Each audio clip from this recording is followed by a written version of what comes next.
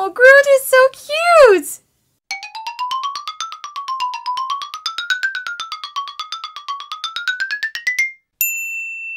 So I apologize for not having this review up a week ago when the movie actually came out.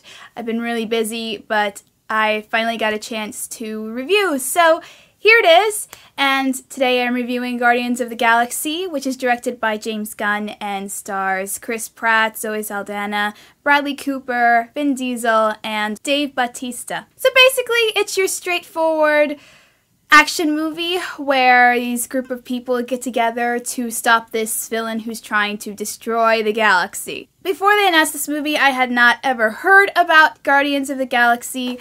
Afterwards, I did a little bit of research on them, and I'm not a big Marvel comic book reader, so this is from a perspective of just like a casual moviegoer that does know a little bit of, like, that is a comic book fan and is a geek, but mostly with other characters in comic books. So this is really like a fresh look into this movie as someone who's never really heard of this before. So first, we'll start with Chris Pratt as Peter Quill, or known as Star-Lord. I have not seen him in any other movie, this actor. I know about him after hearing about the success of the Lego movie.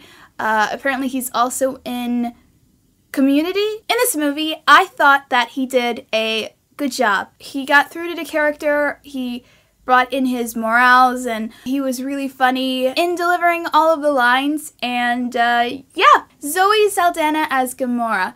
So I really like Zoe Saldana. I definitely know her, I've seen her in a lot of movies, and her as Gamora, I feel like she wasn't bad.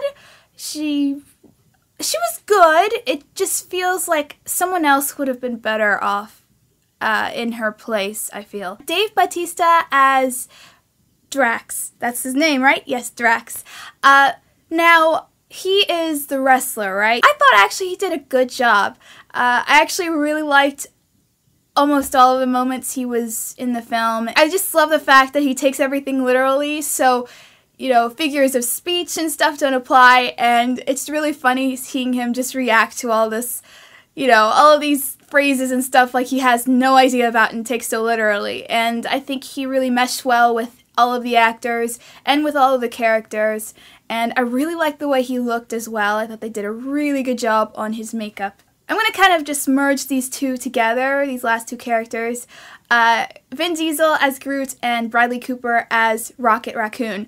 I love those two. I put them together because they work so well together, and they were definitely the most strongest characters out of the bunch. I had a feeling, I think everyone had a feeling, that Groot and Rocket were going to really be like the spotlight, the center of this movie, and everyone would come out loving these characters, and everyone was right, because these two characters are absolutely so much fun to watch.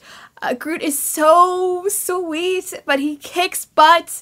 It's just really cool what he can do as a tree, and I really like how he can like grow plants on him, and also with the lights around that they had at the end, and I thought that was just really, all of his scenes were really well done, and I think the CGI also looked very well for him, really gave him a lot of emotion, even with him just saying, "I am Groot," and I am Groot was really funny in the movie, you know, like how they all just made fun of him because he says I am Groot all the time. And Vin Diesel, perfect job. I think everyone rooted for Vin Diesel to be Groot, and that's what happened. And that must be the easiest paycheck. I know you have to say I am Groot in different ways, but just saying I am Groot, easiest lines in the world. I think Vin Diesel did a great job. I really like his voice work. Bradley Cooper. Now, Vin Diesel is really, really good, but Bradley Cooper is definitely the best performance in this film, and usually, you know, people don't really look at Bradley Cooper as a voice actor, but he did an astounding job.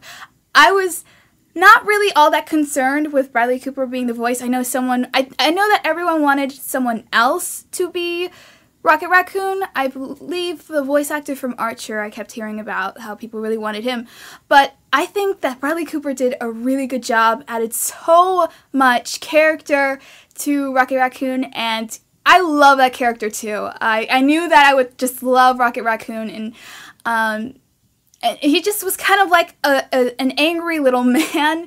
But also there are some points where you felt really bad for him. You can see in the movie there are some things he's definitely went through, and yeah, I think Bradley Cooper captures that character perfectly. I don't think I could see anyone else in that role, and I really could see like Rocket Raccoon and Groot having their own movie together. But anyway, yeah, so I think that like the main ensemble cast, all not, I think that it's not perfect with some people, but ultimately they all really mesh well together. They have a lot of chemistry between everyone, and I think the writing is really done well with developing all of the main characters. Now I'm going to talk about some of the other characters in the movie. Lee Pace as Ronan. Ronan is the villain of the film, and I love the way he looks. And I think that the actor did a good job of kind of conveying, what he had to through all of the getup he had on.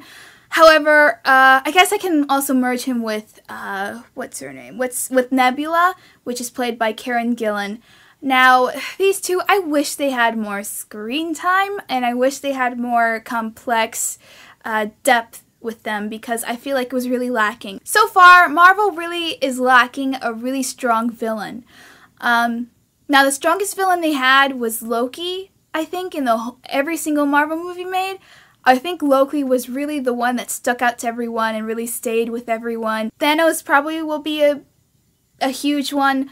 Maybe it will change around with Ultron when Avengers 2 comes out, but so far they've really lacked with having a really memorable villain. These two characters are definitely no exception, and it's really a shame because I thought Ronan looked so cool, and they should have been able to do more with him. And I think that the problem with having this first Guardians of the Galaxy movie is that you have to develop all of the main characters, so it spent a little bit too much time with them and not enough time on the villains, and so they didn't get the scenes they should and the writing and development that they should have. So it's really sad. So yeah, Lee Pace, I think he did a really good job for what he was given. Now, Karen Gillan, on the other hand, I feel like she had a really weird performance. I liked the way she sounded. Like, she did a good job with her accent, and the way she looked was fantastic. I really loved it.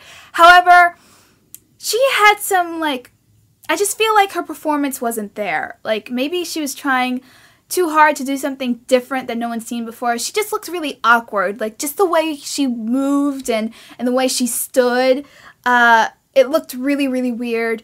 And there's just this one point I have to point out here, is that there's this one scene where, the Guardians, all of the guys, they're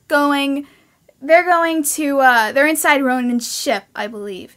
And, Drax is talking to Gamora, and he says something kind of basically insulting, and she's yelling at him for a minute, but he's saying basically like, oh, he's my, you're my friends and stuff.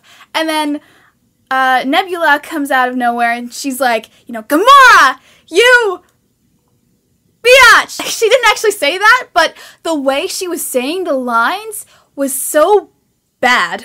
Now I just want to mention John C. Reilly and Glenn Close and Benicio del Toro. Those three people, I think John C. Reilly did a really good job. I really liked at least his character from what he was given. I think he added something to make me, remember him after the movie. But yeah, he could have been in the movie more, as well as Glenn Close. She was barely in this movie. I think she'll probably be back for another Guardians of the Galaxy movie. But so far, we've barely seen anything with her character, so I can't really judge her character all that much. Now, Benicio del Toro, yeah, he was barely in it, and he was really just kind of into the movie for exposition on the Infinity Gauntlet stones, whatever they're called. Now I want to get into the overall of what I thought about it. So first I will start with the positives. I really like the way that the cinematography of the film looks and how all of the costumes, the special effects looked really good, and it's very colorful. I think the film looks very pretty. 3D in IMAX, definitely worth seeing that in IMAX. There are some parts where it was shot in IMAX, I believe. I don't know if maybe they just they fill up the screen or not, but like those shots looked really, really cool. There are a lot of funny moments in this film. I think this is definitely the most funniest Marvel movie to date. Even with the Avengers, this is definitely the most funniest. It's much more of a comedy than it is like a drama or anything else. I feel like everything had really good production value. Nothing looked cheap or weird like it did at the end of Thor: The Dark World. That stinger that they had for Guardians of the Galaxy, it got me really worried, but then you see the actual movie and it is really well produced, and it looks really, really, really good compared to, definitely better than it does in the end of that movie. Now I'm going to get over to some of the negatives. I do have quite a bit. Now I'm going to start with the music now. So the songs. It didn't really fit the movie, the actual movie. It fit the trailer more than it did the movie itself. It felt a little out of place with all of those soundtracks. There's probably only like maybe twice where the music really, really enhances the movie. And there's a lot of tracks in this film though, so most of the songs that are in it, you could leave it out. They're trying so hard to get across that, you know, Peter Quill was, of course, taken in the 80s, so all he remembers is that time, and so, you know, he has this mixtape, which they should have probably, I think what would have been even stronger is that we find out something about his mother. His mother, in the beginning, something happens to her, and he listens to those tracks because of his mother, and it's just that there's something that we find out towards the end, and I think it would have made the film so much more stronger, and it would have made us relate so much more with the character if we had found that out in the beginning. The comedy didn't always work. It's not really a big negative because most of it worked, but some of it felt a little bit awkward. However, I feel like every single scene that had, you know, Rocket Raccoon was just gold. That's more of a positive, I can say. So, staying on to the negatives, those villains should have been so much more stronger. Now, Thanos is in this film, and he was really underwhelming. Yeah, that's all I really can say. Now, story-wise, it's really typical, and it can get away with having a typical story of like, oh, we have to get together so we can stop this person from destroying the universe, you know? Now I can get away with that if it does it in a unique way, but I feel like they didn't really do the story in a unique way. Also, I feel like it definitely is a little bit misadvertised. They make it look like it's much more action-packed than it actually is.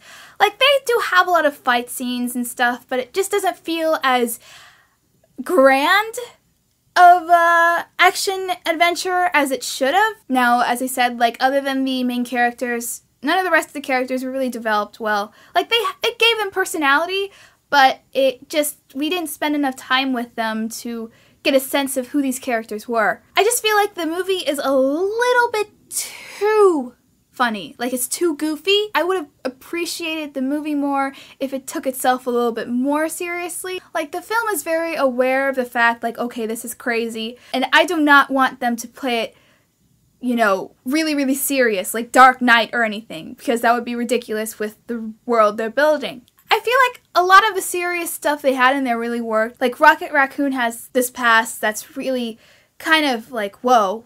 You know, there's something going on with him that he's definitely not sharing. And Drax with his family, but they should have played that up a little bit more, and I think they're just trying to pay attention so much to trying to be funny, trying to get a lot of jokes in, that they forgot a lot of, like, the core heart, like, close to your heart scenes that really makes us connect with the characters. The writers kind of paid more attention to trying to make it a comedy, and they just didn't pay attention to some of the things that they had, which were really interesting, and I would have loved to see written with more depth. All I have to say is the stinger after the movie, don't bother. That made me have a bad taste in my mouth before walking out of the theater. I think the movie really exceeds where people thought it was going to be stupid. It just feels a little like, okay, this is a unique world, but the way they execute it is kind of a little bit typical. Like, I've seen this before and seen it done better. They didn't really balance the comedy and the seriousness well, and they could have delved more deep into these characters because there were hints. There were always hints of something going on, and it would have been much better to see all of that going on, what's going on with those characters inside, more than it would be laughing at Rocket Raccoon saying something really funny. I love that character so much, though, and that brings me to the point where the main characters, are all really enjoyable to watch together, and on their own as well. It works. Everyone really bounces off of each other really well in their performances, but I do feel like the writing is not strong in the story, the villains, and all of the other characters in the film, but I still found it really, really fun and enjoyable to watch. It's really entertaining, not as action-packed as like the Avengers. This movie does have a lot of heart, so I'm gonna have to give this 3.5 stars. Now, I really did like this movie, though. I really liked it, but I do not like it more than Captain America. I don't like it more than the Avengers. I don't like it more than Iron Man, the first one. It does need some work on some of the writing, so I think they need to get better writers. Yeah, I had a really good time. Now, I kind of like really went between 4 stars and 3.5, and I have to say, though, like, the way I felt when walking out of this movie, it just felt like I liked it. It was good, but it's not like I walked out of it like Captain America, where I was like, wow, that was cool. You know, that was awesome. That's kind of how I made the judgment call on whether to give it 3.5 stars or 4. To be honest, to be fair though, I thought about like, okay, I gave Amazing Spider-Man 2 the same rating, and it's definitely better than that film. Let's make that clear. It's definitely better than that film, and I do wish I gave Amazing Spider-Man 2 a lower rating now. And that's probably, I don't like to actually say out loud, okay, I wish I gave it a better rating. I mean, a lower rating. The more I think about it, but yeah, this is one of those times where I feel like, okay, I made a really bad call for some reason on the film, and I feel like, personally, I liked it better than the first Amazing Spider-Man film, but, yeah, it's really not all that great of a film, and I would probably give it 2.5 stars, like even lower than the first film. So I'm really, I don't want you to think that this takes my credibility away, but I don't know what made me think that that film was better than the first one, or that it's as good as this film, because Guardians of the Galaxy is definitely a much better film than that film, and I just want to kind of get that clear a little bit. Anyway, thank you so much for watching. Please subscribe. Remember to always keep it real. And I don't know when I'll have another movie review up. Probably not for a while, because there's not really a lot of movies coming out that interest me. I've talked on way too long, so goodbye.